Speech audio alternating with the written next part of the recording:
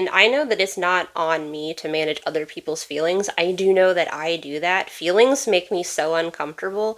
I will do things to make sure that people don't feel negative emotions so I don't have to witness their negative emotions.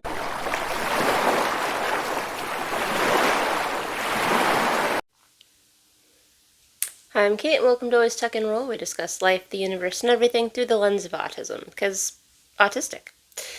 It literally is my perception of the world around me. As limiting as I'm allowing that world to currently be right now, there's just so much going on that it's hard to take it all in. And if I think about it too hard, my head sort of wants to explode scanner style, so we're just gonna ignore stuff. Or hyper compartmentalize, or no, we're just gonna ignore some stuff right now, because headspace. I've been thinking about feelings lately. Mostly because, like, I'm not good at them. I find feelings uncomfortable. I suspect most people do on some level. It's not fun to just emote, I guess is the word. I don't know. It doesn't even necessarily occur to me, and then you bottle it up, and then you snap, and it doesn't go well. Because, you know. Of course, I also had a very mean psychologist say that I have poor emotional regulation, which, fair, but what does she know? Lots of stuff. I saw her degrees on the wall. Anyway, feelings, that's what we're talking about, feelings. I used to go 5 to 10 years without crying. I don't even think I realized it was happening until, like, because I cried when I was a kid about stuff and, yeah, all kinds of stuff. Like, why am I trying to sort out? Yes, I used to cry because people do that. Little kids do that. And it was fine. No one ever said, like, that's not gonna fix anything. No one ever said, stop feeling feelings. But, like, it never felt like it accomplished anything. It usually just made me feel worse. So I guess eventually I just kind of stopped. And then, I don't know, when I was like 15 or so, I was in a unhealthy relationship and I finally just lost it. Like, hysterical sobs for 20 minutes. And my sister was like, you haven't cried in like 5 years. And like, from there on, it didn't really matter what was going on. I honestly didn't cry for like 5 more years.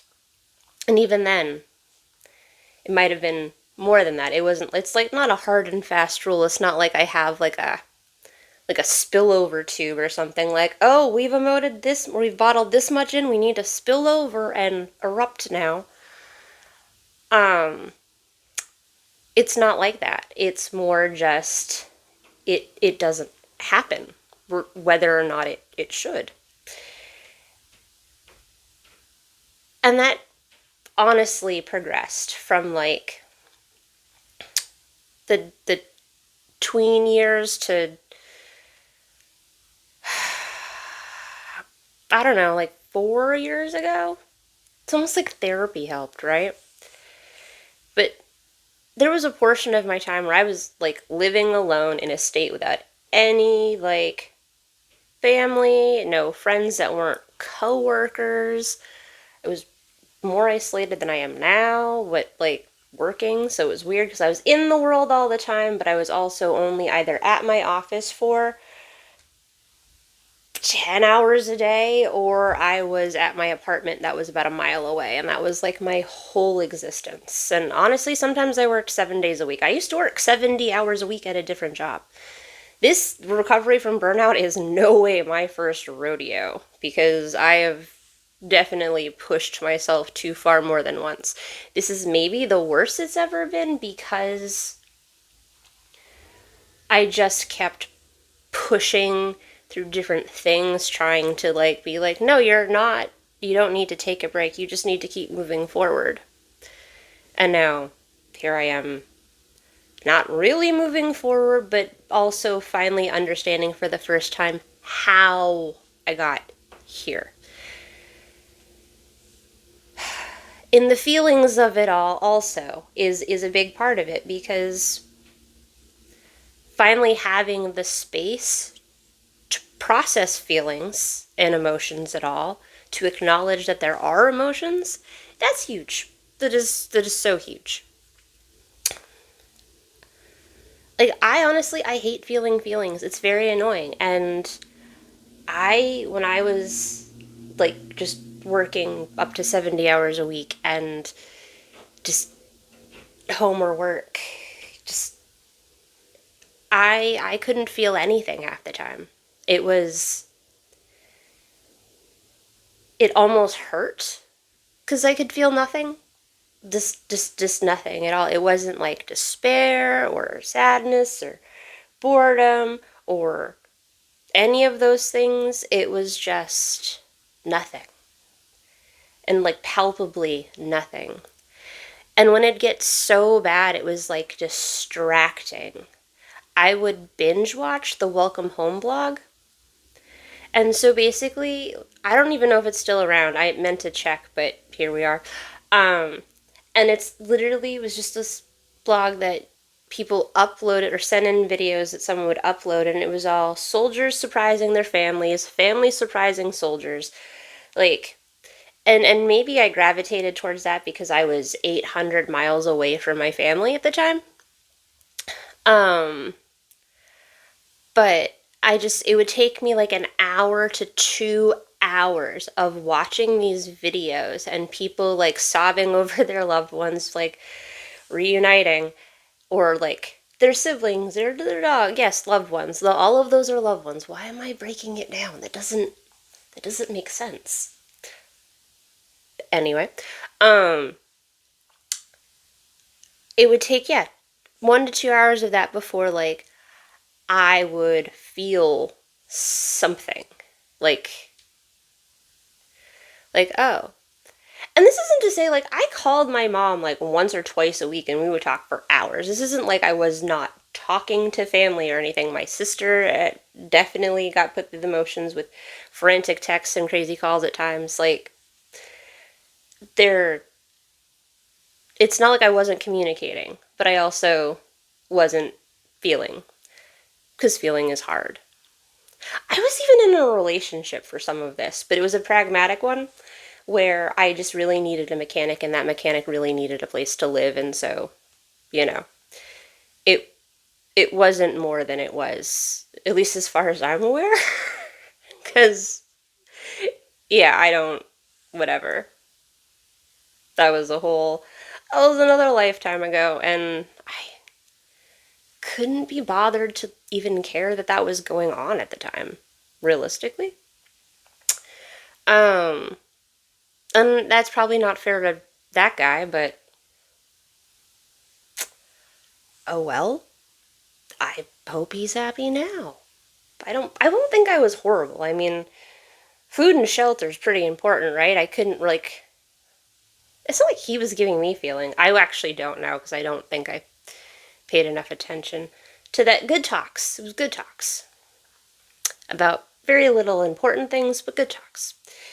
And that's really, you know, honestly, that was towards the end of my tenure of my weird isolationist have to like watch a sad or happy blog depending on how you feel about it to feel things. It was sort of like I knew that I needed to not be there anymore, and having him be there being like these things and be like, I feel like this is maybe, is this a cry for help? I don't think it's a cry for help, but I need to like adjust some things. And eventually I just walked away from all that. It didn't suddenly become easier to feel things, for the record, when I moved back in with my parents. It didn't, nothing inside me changed. I mean, it did, obviously. But like, that's not, the feelings aspect did not really change. What did happen was I was allowed to like take a year to myself and come out of the burnout I was deeply, deeply in, and probably maybe like the inability to feel anything could very well have been that round of burnout, because I know that that's not unaffected burnout, or autistic burnout affects every aspect of your being, which is super, super fun in no way. But when I was there, I didn't even have the, like, at that stage of my life, I didn't even have the ability to manage his feelings. And I know that it's not on me to manage other people's feelings. I do know that I do that. Feelings make me so uncomfortable.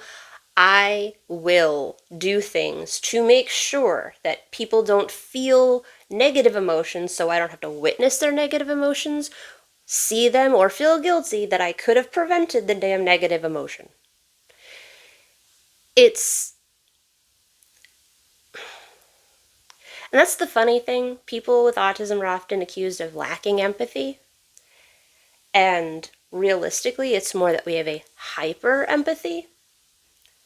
And in my thing, it's a hyper empathy, and I don't know how to process what I've got. I don't know how to process my own stuff, let alone anyone else's.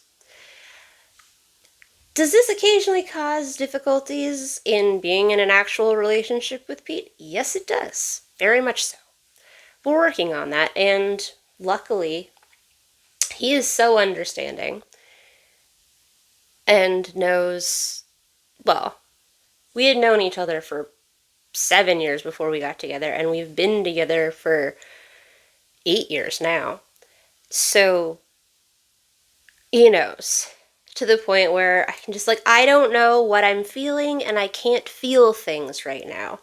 And he understands and does not judge or get mad that I am not emoting in a way that he would prefer.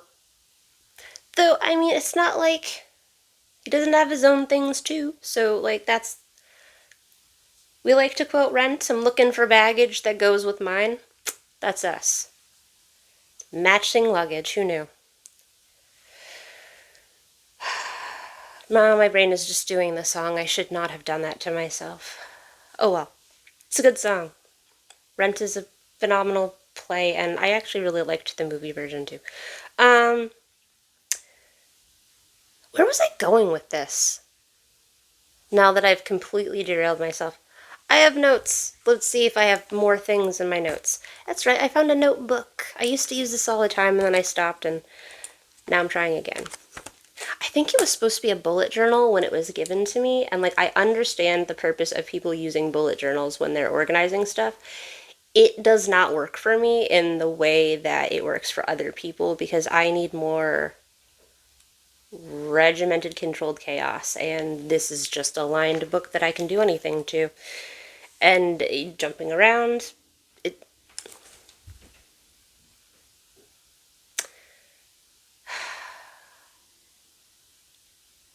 this is not...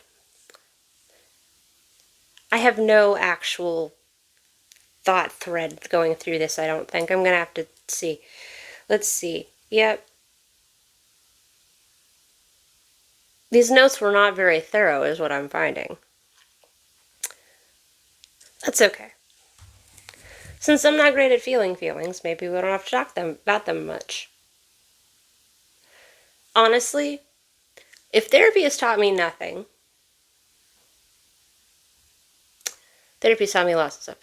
If it's taught me anything, that's the word I was going for. The opposite of nothing, anything. I guess the opposite of nothing is something. Anything isn't not something though, so we'll go with it. It's not that I don't feel emotion. It's that I don't process emotion. I don't always let myself. I know that I occasionally internalize all of my emotion, and it comes out in the really fun way of, like, gastrointestinal distress, or sweating, or lack of sleep. You know, all the usual things that people go through when they're stressed out. That's how I process emotion, or that's how I don't process emotion. That's right, I find processing emotions stressful. So maybe that's why I won't do it. Though I also just like, since I don't want to feel uncomfortable, I think that I go into states of denial that I am not even willing to let myself in on sometimes. That and it's really, it could be worse, I'm sure, but work in progress. We're still working on it. I'm still figuring out the feelings thing. And honestly, it took me until very recently to even admit how much I hate feeling feelings. Told it was a healthy breakthrough, but I don't know. It seemed weird to say it out loud because like that's not a normal thing to say. But like, what is normal? And honestly, the world is so emotionally constipated. I'm pretty sure that's how we got here in the first place, where like you have an entire swatch of people saying that empathy is evil, or like, oh, I don't want to get political. I don't want to rail against things. I mean, I do. I so do. But I also don't because I don't have the headspace for that level of discourse. But there's nothing wrong with empathy. I may be struggling with it, but. And it's hard. It's so hard. But I guess if there's any takeaway from whatever the heck just happened for the last 15, 20 minutes, don't know, don't lose your empathy. Feelings are hard. Feelings are so hard and it makes you uncomfortable, but honestly, it's what makes us flippin' human, feeling these uncomfortable emotions. And even the happy ones are uncomfortable for me, so I'm not just like talking out the bad ones. Like the good ones too, there's just so much. So let yourself feel. Try to let yourself feel. If you're like really just like, just take a minute and see if, I don't know. I actually don't really have any advice because I am that bad at feeling feelings and I don't know what to say. Like, yesterday I decided to be quiet all day. That was nice. Did it help me process things? I don't think so. I was trying though. It was different methods of trying to like calm down mentally because, again, crazy world. I hope you have a wonderful rest of your day and that you're not feeling quite as emotionally constipated as myself. Um, Take a breath, relax. I don't want to. This too shall pass, but like, will it? But yes, it will. Every moment passes because that one just went by, and the next one, and the next one, and so on and so forth. All right, before we ramp up, we'll just end. So, when all else fails, just tuck and roll and find my flippin' off switch.